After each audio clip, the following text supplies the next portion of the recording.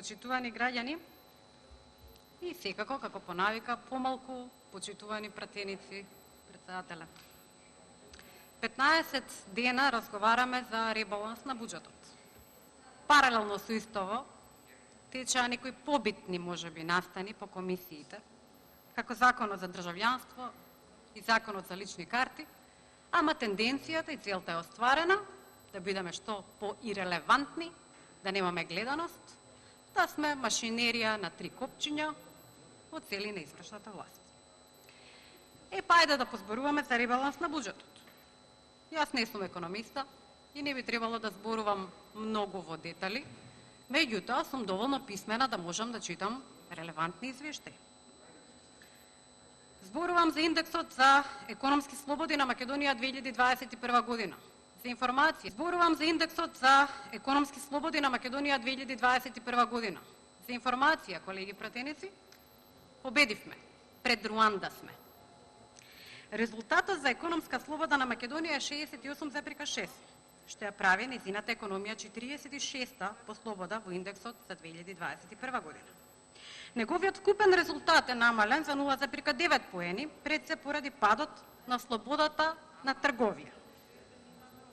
Македонија е рангирана на 27-то место, вели извештајот, помеѓу 45 земји во регионот на Европа, а незиниот вкупен резултат е под регионалниот просек, ако некому тоа му е воопшто битно. Рангирањето во Македонија спаѓа во категоријата умерено слободна за оваа година. За да се сврти курсот кон поголема економска слобода, вели, првиот приоритет на владата на оваа држава треба да биде реформа на судството, скапиот и надуен јавен сектор и државните институции. Изненадување? Тоа го велеле чептар 23, кој што го започна Србија, кој што сега е на поинаква позиција од нашата држава.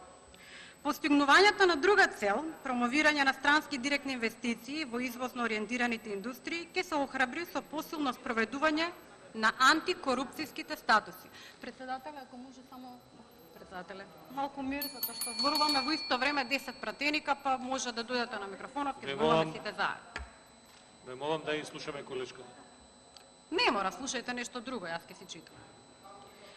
Законите ги признаваат и штитат собственичките права, но нивното спроведување е неконзистентно.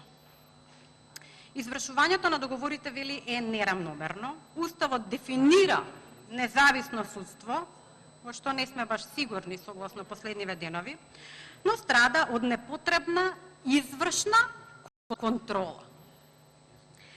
Потребното финансирање на судовите придонесува за долго и скапо решавање на трговските спорови. Корупцијата останува најсериозниот проблем. Започнувањето нов бизнис, вели, сега чини повеќе, трае подолго и вклучува повеќе процедури, повлекувајќи ја и слободата на бизнисот. Повторно определување на правилата за отпуштање и повторно вработување ја намалува слободата на трудот. Странските инвестиции се уште се ниски според европските стандарди, а според извештајот на Светската банка, држливите владени субвенции ги зголемија буџетските дефицити, а погрешното распределени и изобличени земјоделски субвенции го направија земјоделскиот сектор неефикасен. Ништо што не очекуваат граѓаните да чујат, а верувам и пратениците. Владината потрошувачка изнесува 31,1% од вкупното производство БДП во последните 3 години. И ова сите го знаеме, и граѓаните го знаат, слушали или не. За задолжувањето се зборува овдека често, но за истото апсолутно никогаш и се нема слух, без разлика кој раководи со секторот финансии. Се манипулира со броеви, со празни говори, со цел истите да станат досадни, небитни и граѓаните да го променат собранискиот канал, како во овој момент, например. И па еве нешто посебно вистинито и поедноставно за граѓаните на Република Македонија и мислам дека е доволно директно за да бидеме јасни и барем некогаш од собраниево да излезе информација која што е доволно прецизна и едноставна за граѓаните да ја разберат. Почитувани граѓани, во народен сленг, должни сме како Грчка, ама острови немаме. И додека паралелно во ова собрание се водат дискусии за законите за државјанство, законите за лични карти, се зборува со денот за кој треба да му верувате на господинот Заев. Неговата изјава за еден друг ребаланс од 2020 година беше апсолутно вистинит. Цитирам: буџетот е само лист хартија, пари во реалност нема.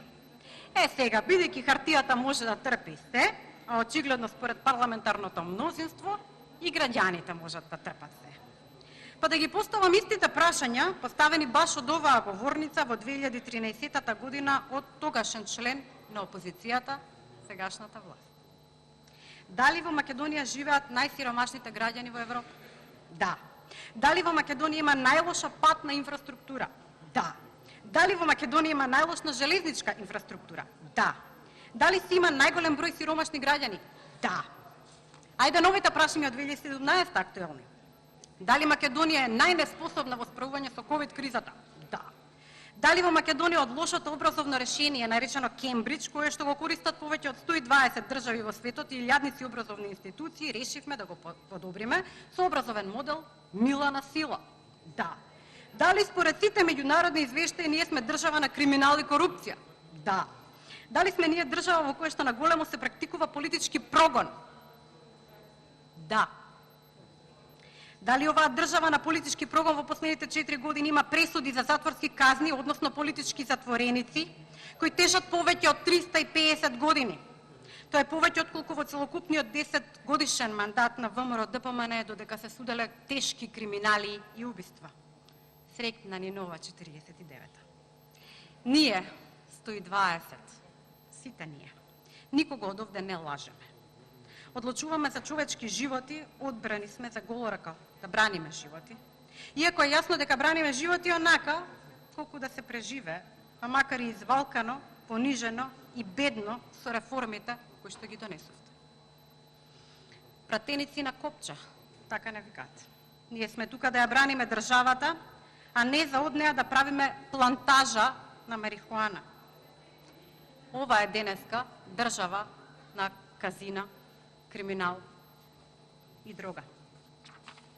Затоа и баш затоа ние сме една од најнебезбедните држави во светот според Global Finance, 125 од 134 држави. Ама подобри сме од Јемен, Перу и Колумбија. Затоа и ова не е собрание и не е законодавен дом, туку Горни Милановац, пазар, еден обичен пазар. Арамиите народот ги вика арамии, а правичните одовде будали.